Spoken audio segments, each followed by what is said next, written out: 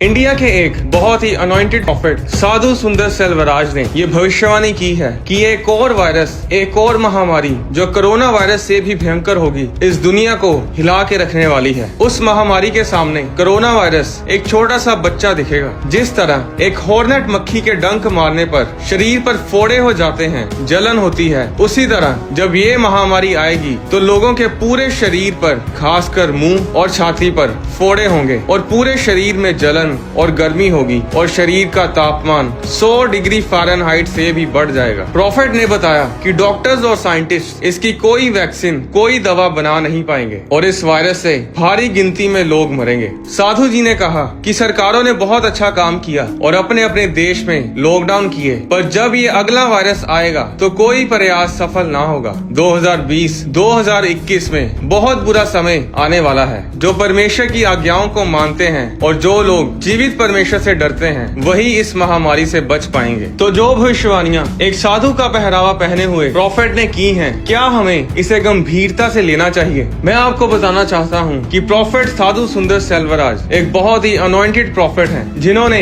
ये कोई पहली भविष्यवाणी नहीं की, बल्कि ऐसी कई भविष्यवाणियाँ उन्होंने की हैं जो हमेशा पूरी हुई है। बाइबल में आमोस अध्याय 3 उसकी 7 में लिखा है कि प्रभु यहोवा अपने दास भविष्यद्वक्ताओं पर अपनी योजना प्रकट किए बिना कुछ भी ना करेगा। आज जो कुछ दुनिया में चल रहा है वो हमारे लिए कोई आश्चर्य की बात नहीं है, क्योंकि ये सब पहले से ही बाइबल में लिखा हुआ है। 2000 साल पहले ये वचन यीशु मसीह ने अपने चेलों को बताए थे कि अंत के दिनों में महामारियां होंगी, जाति पर जाति और राज्य पर राज्य चढ़ाई करेगा और जगह जगह अकाल पड़ेंगे और भूकंप होंगे। अप्रैल 2013 में फिलीपींस में एक प्रार्थना सभा के दौरान साधु जी ने भविष्यवाणी की थी कि फिलीपींस में भूकंप आने वाला है। परमेश्वर ने एक शक्तिशाली प्रचंड तूफान इस देश के लिए रखा है। परमेश्वर का क्रोध समर और लीट आइलैंड्स पर आएगा और ऐसा ही हुआ। 8 अक्टूबर 2013 को 7.2 मैग्नीट्यूड का भूकंप बोहोल आइलैंड में आया और नवंबर 2013 में टाइफून योलांडा यानी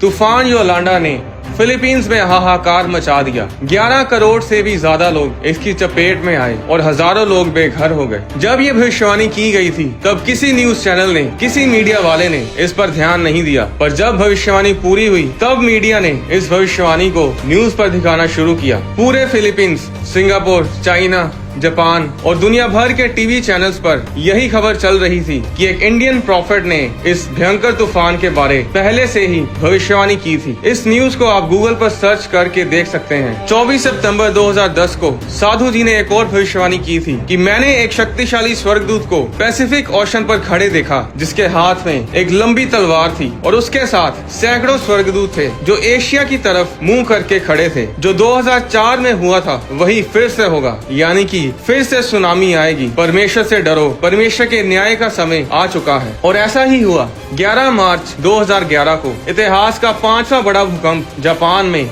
उसी जगह के पास आया जहां प्रॉफिट साधु सुंदर सेल्वराज ने भविष्यवाणी की थी। उस भूकंप के कारण बहुत बड़ी सुनामी उठी, जिसकी ऊंचाई 124 फुट यानी 12 मंजिलों की ऊंचाई तक सुनामी की लहरें जा रही थी, जिसमें 1,20,000 इमारतें तबाह हो गई और 15,000 से भी ज्यादा की संख्या में लोग मरे और 2500 लोग अभी तक लापता हैं। ऐसी बहुत सी भविष्यवाणियां प्रॉफिट सुंदर सेल्वराज ने की हैं जो पूरी हुई हैं। तो क्या ये सुनामी, क्या ये भूकंप परमेश्वर की ओर से हैं? जब जब लोग परमेश्वर से दूर हुए हैं और पाप में बढ़े हैं, तब तब परमेश्वर का न्याय प्रकट हुआ है। जब जब परमेश्वर के लोगों पर सताव हुआ है, जब मासूमों और धर्मी लोगों को मारा गया है, तब परमेश्वर का कोप उस देश, उस जगह, उस नगर, उस जाति पर प्रकट हुआ है। आज मीडिया अपना काम भूल चुका है।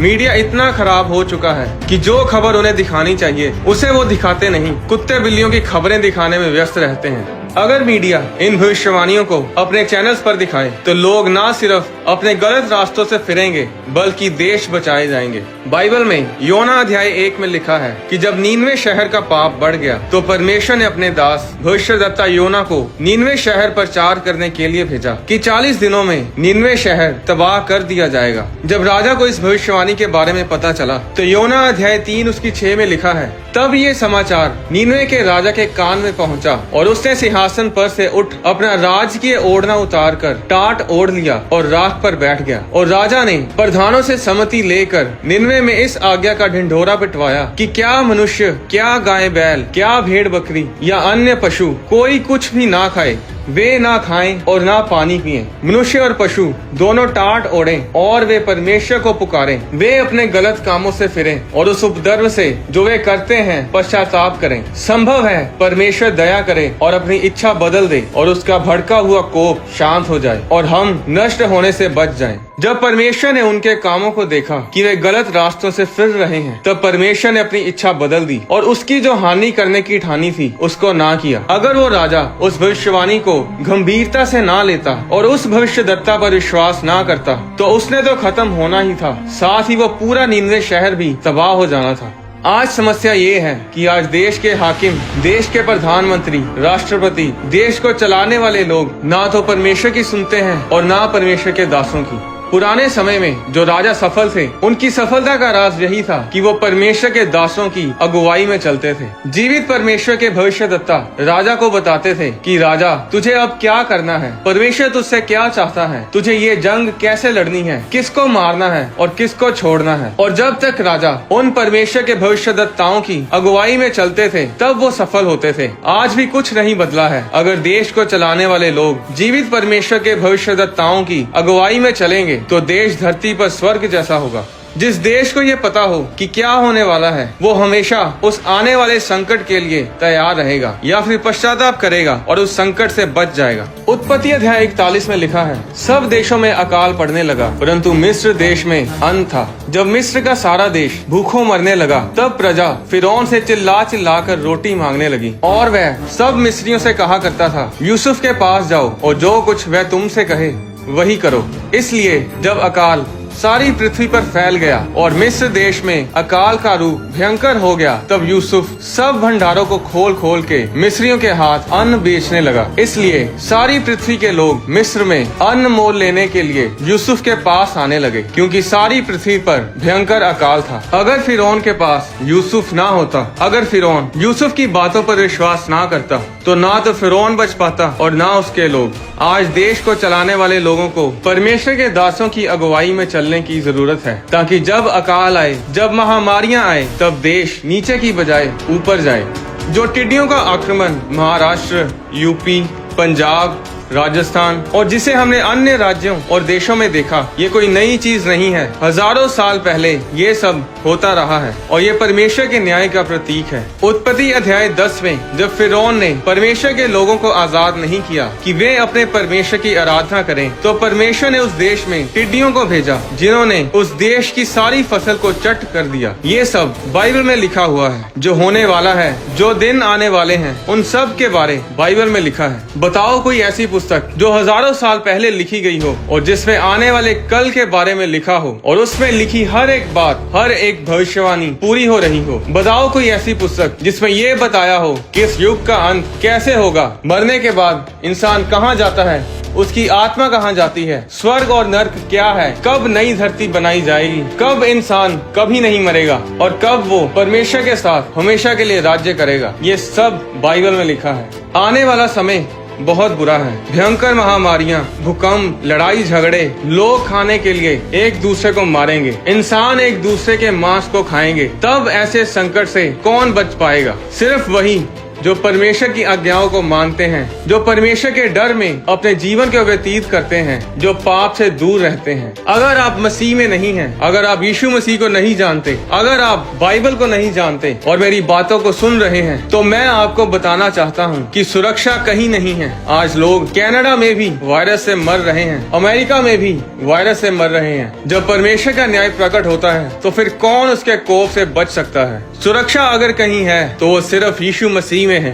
अब ध्यान से सुनिएगा, यीशु मसीह कोई धर्म नहीं, परमेश्वर ने कोई धर्म नहीं बनाया, परमेश्वर ने कोई जात नहीं बनाई, परमेश्वर ने इंसान को बनाया है। आप जिस भी धर्म से हैं, जात से हैं, यीशु मसीह आपके धर्म को नहीं, आपके जीवन को बदलते हैं। बाइबल में लिखा है कि चख के देखो यहोवा कैसा भला है। परमेश्वर आप पर दबाव नहीं डालता कि आप उसके पीछे चलें, पर वो ये गारंटी जरूर लेता है कि अगर आप उसके पीछे चलें तो चाहे आप आग में से गुजरें या फिर पानी में से, ना तो आग आपको जला पाएगी ना पानी आपको डुबा पाएगा। अगर आप यीशु मसीह को अपना उद्धारकर्ता ग्रहण करना चाहते हैं तो ये बहुत ही आसान है। मेरे साथ बोलें, परमेश्वर मैंने पाप किए हैं, मैं अपने पापों से तौबा करता हूँ कि मैं दोबारा पाप नहीं करूँगा। यीशु मसीह आप मेरे दिल में आए, मैं आपको अपना उद्धारकर्ता ग्रहण करता हूँ यीशु मसीह के नाम में, आमीन। अगर आप यीशु मसीह के बारे में जानना चाहते हैं, अगर आप जानना चाहते हैं कि आप असल में हैं कौन, आपको किसने बनाया, इस दुनिया को किसने बनाया, सूर्य, चंद्रमा, तारे, आकाश मंडल किसके हाथों की रचना है, तो इन सभी सवालों के जवाब आपको बाइबल में मिलेंगे। आपको बाइबल पढ़ने के लिए किसी रीति रिवाज की जरूरत नहीं। आप इंटरनेट पर ऑनलाइन बाइबल पढ़ सकते हैं। आप अपने फोन में बाइबल ऐप डाउनलोड करके भी बाइबल पढ़ सकते हैं। बाइबल इस दुनिया की सबसे ज्यादा पढ़ी जाने वाली पुस्तक है। एक गाल पे कोई थप्पड़ मारे तो दूसरा उसके आगे कर दो। ये सब आपने मुन्ना भाई की मूवी में देखा होगा कि ये महात्मा गांधी जी के शब्द हैं, पर असल में ये वचन बाइबल में लिखे हुए हैं। गांधी जी बाइबल को पढ़ते थे और बाइबल से ही ये ज्ञान उन्हें प्राप्त हुआ था। आपको बाइबल पढ़ने के लिए अपना धर्म बदलने की जरूरत नहीं। परमेश्वर का अनुग्रह आप सब पर बढ़ता जाए।